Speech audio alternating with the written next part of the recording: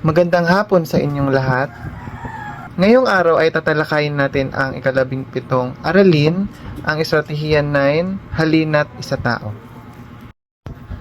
Ngunit bago tayo magsimula sa ating talakayan, nais ko munang ipakilala sa inyo ang miyembro ng mga mag-uulat. Ang una pong mag-uulat ay ako, Mark Manatad, at ang ikalawa naman po ay si Andrea Felix at ang panghuli ay si Caroline Tanyamor. Ang estratehiyang Halina't Isa Tao ay nagbibigay ng pagkakataon sa mga mag-aaral na magpakita ng kanilang pag-unawa sa kilos at gawi ng mga tauhang nabasa sa teksto o ng mga karakter na nakikita nila sa araw-araw. Sa pamamagitan nito, nabibigyan ng pagkakataon ang mga mag-aaral na mapahayag ng kanilang damdamin, suliranin at mga posibleng lunas sa mga sitwasyon. So, sinasabi dito na ang Halina't Isa Tao ay isang estratehiya sa pagtuturo na tumutulong sa mga mag-aaral na unawain ng mas malalim ang kilos, gawi, damdamin at iniisip ng mga tauhan sa tekstong kanilang binabasa. Sa pamamagitan nito, hinihikayat ang mga mag-aaral na iugnay ang sarili nila sa mga karanasan o sitwasyon ng mga tauhan. Pinapahintulutan din ng estratehiyang ito ang mga mag-aaral na maipahayag ang kanilang saloobin, personal na karanasan, suliranin at mga posibleng solusyon sa mga sitwasyong katulad ng nasa kwento. Dahil dito, mas nagiging makabuluhan at personal ang pagkatuto. So, halimbawa nito, si Juan ay nalungkot dahil hindi siya nakapasa sa paligsahan sa pagguhit kahit pinaghirapan niya ito. So, gamit ang Halina't Isa Tao, so, syempre isa sa tao mo si Juan. Sasabihin mo kung paano mo naiintindihan ang nararamdaman niya. So, halimbawa nito, kung ako si Juan, malulungkot din ako kasi pinaghirapan ko ang gawa ko, pero hindi ako nanalo. So, yan. Sa pangalawa naman, iuugnay mo ang sarili mong karanasan. Halimbawa, ang sagot mo dito ay, naranasan ko rin ito noong hindi ako napili sa poster making contest. Pero tinanggap ko ito at pinagbuti ko pa sa susunod. So, sa pangatlo naman, magbibigay ka ng posibleng solusyon. So, halimbawa, ang sagot mo, pwede sanang humingi si Juan ng payo sa kanyang guro para malaman kung paano niya mapapaganda pa ang kanyang gawa.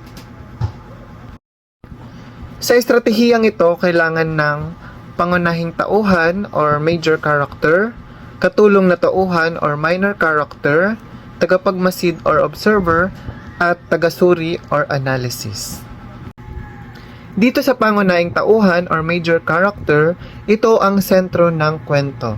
Siya ang may pinakamahalagang papel at kadalasang nagdadaan sa suliranin, pagbabago o mahalagang pangyayari. So ang layunin niya sa estratehiyang ito, siya ang isa sa tao o gagayahin or uunawain ng mga mag-aaral. Dito naman sa katulong na tauhan or minor character, ito ang mga sumusuporta o tumutulong sa daloy ng kwento. Hindi sila pangunahing bida, ngunit mahalaga sa pag-unawa sa nangyayari. So ang layunin nila sa estratehiyang ito, sila ang nagbibigay ng konteksto at dagdag impormasyon tungkol sa pangunahing tauhan. Pangatlo ay ang tagamasid or observer. Ito naman yung mga mag-aaral na nanonood, nakikinig at nag-oobserba habang ginaganap o pinapakita ang kilos at damdamin ng pangunahing tauhan.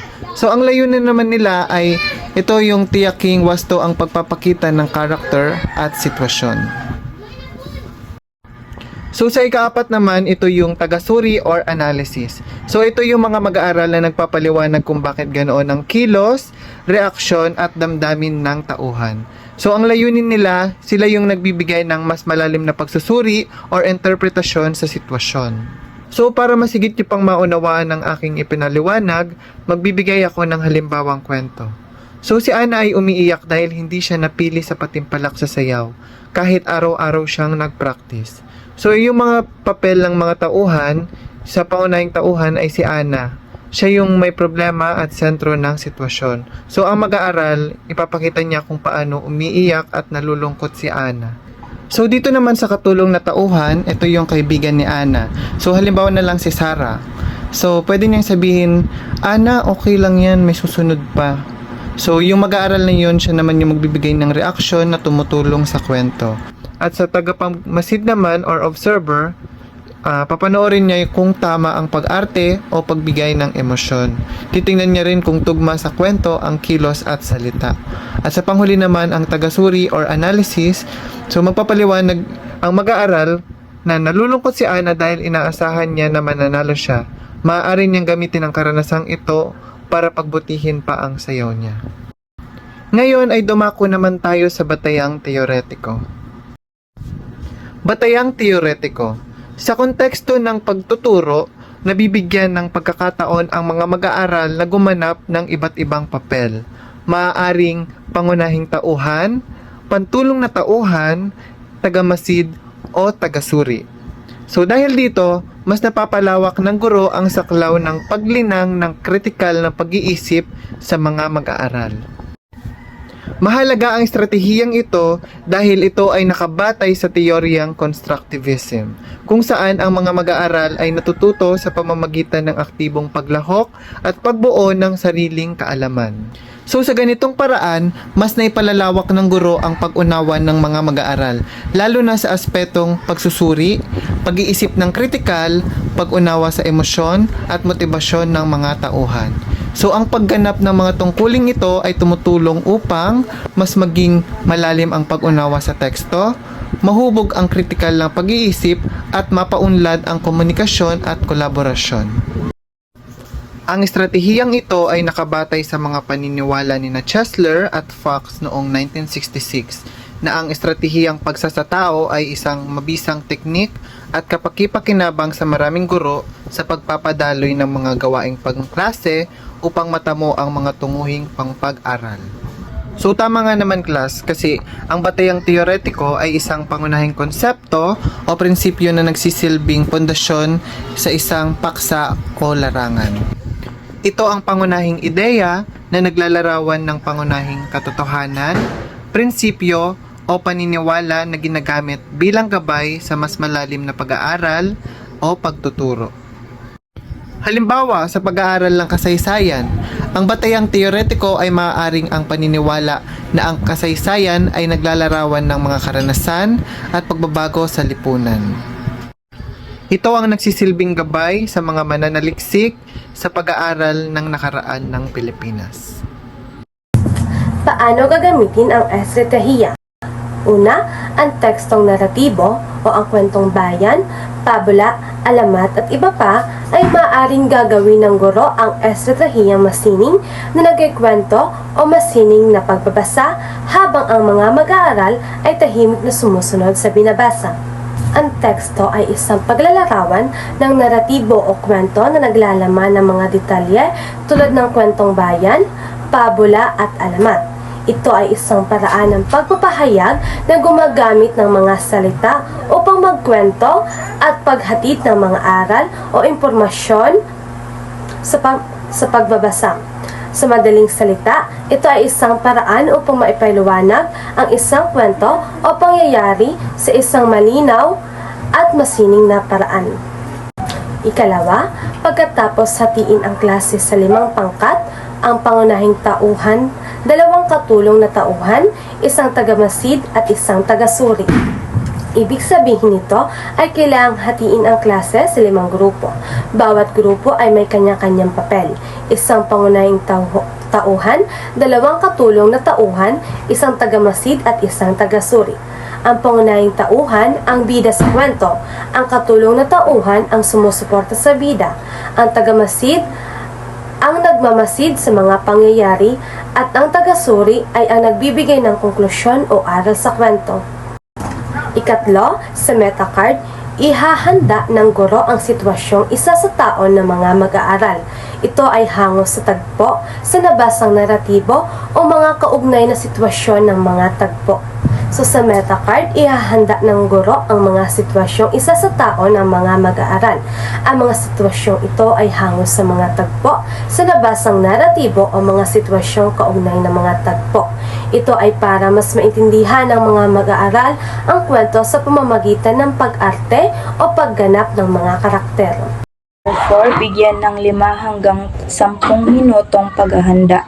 Sa bahaging ito, binibigyan ang bawat grupo o kalahok ng sapat na oras upang paghandaan ang kanilang ipapakitang tagpo o sitwasyon. Sa loob ng 5 hanggang 10 minuto, maaari nilang planuhin ang kanilang gagawin, hatiin ang mga gagampanang papel, pag-usapan ang daloy ng eksena at isapinal ang kanilang presentasyon. Mahalaga ang maikling paghahandang ito upang mas maging maayos, malinaw at magkakaugnay ang kanilang pagtatanghal. Number 5, ipakita o isakilos ang mga tagpo o sitwasyon. Pagkatapos ng paghahanda, dito nagaganapin ang aktwal na presentasyon. Ipapakita o isasadula ng mga mag-aaral ang napiling tagpo o sitwasyon. Layunin nito na maipamalas ang kanilang pag-unawa sa aralin sa pamamagitan ng kilos, galaw, tono ng boses at tamang pagganap ng karakter. Sa pamamagitan ng pag-arte, mas nagiging masining at mas madali nilang naipapahayag ang mensahe ng aralin. Number 6, sa patnubay ng guro maglalahad ng obserbasyon ang tagamasid at tagasuri, 3 minuto sa bawat isa. Ibig sabihin nito, ang guro ang gagabay habang ang tagamasid at tagasuri ay magbabahagi ng kanilang mga napansin tungkol sa ginawa ng pangkat o kaklase. Ang tagamasid ay magsasabi kung ano ang kanyang nakita o napuna habang ginagawa ang gawain. Ang tagasuri naman ay magbibigay ng kanyang pagsusuri o pag-i-evaluate kung tama, malinaw o epektibo ang ginawa. Bawat isa ay may 3 minuto para maglahad. Number 7, tatawag ang guro ng ilang mag-aaral na maglalahad ng pagbubuo. Pagkatapos ng obserbasyon at pagsusuri, pipili ang guro ng ilang estudyante na magbabahagi ng buod o kabuuang pag-unawa tungkol sa talakayan o gawain. Ito ay tinatawag na pagbubuo, kung saan nililinaw ang mahahalagang punto, natutunan at kabuuang mensahe ng aralin. Ang sumusunod na pamantayan ay gagamitin ng guro upang suriin ang pagtatanghal o pagsasadula ng bawat pangkat. May kabuuang 50 puntos ang maaaring makuha. Number 1, nilalaman 18 puntos. Sinusuri dito kung gaano kaayos, kompleto at malinaw ang ipinakitang kwento o aralin sa pagsasadula. Tinitingnan kung nasa tamang daloy ang pangyayari, maliwanag ang mensahe, wasto ang impormasyon, nakasunod sa hinihinging tema o tagpo. Mas malinis at buo ang presentasyon, mas mataas ang puntos. Number 2, pagkakaganap ng tauhan, 20 points. Tinutukoy nito kung gaano kapani-paniwala ang pagganap ng bawat estudyante sa kanilang karakter. Kasama rito ang pagpapakita ng emosyon, galaw ng muka, boses, or damdamin, pagkilos at body language, diction o linaw ng pananalita, pagiging natural at angkop sa ginagampan ng papel. Mas makatotohanan at mas buhay ang pag-arte, mas mataas ang puntos. Teamwork at participation, 12 points. Sinusuri dito kung paano nagtutulungan ang buong pangkat. Tinitingnan kung lahat ng kasapi ay may ginagampanan, pantay at aktibo ang partisipasyon, maayos ang koordinasyon at paghawak ng bawat bahagi, may pagkakaisa at magandang samahan habang nagsasadula. Kung maganda ang samahan at lahat ay may ambag, mas mataas ang puntos. Kabuuang points, 50. Ang 3 pamantayan ay pinagsama-sama upang makita kung gaano kahusay ang naging pagsasadula ng pangkat. At dyan na po nagtatapos ang ating aralin. Naway marami kayong natutunan ngayong araw. Maraming salamat po.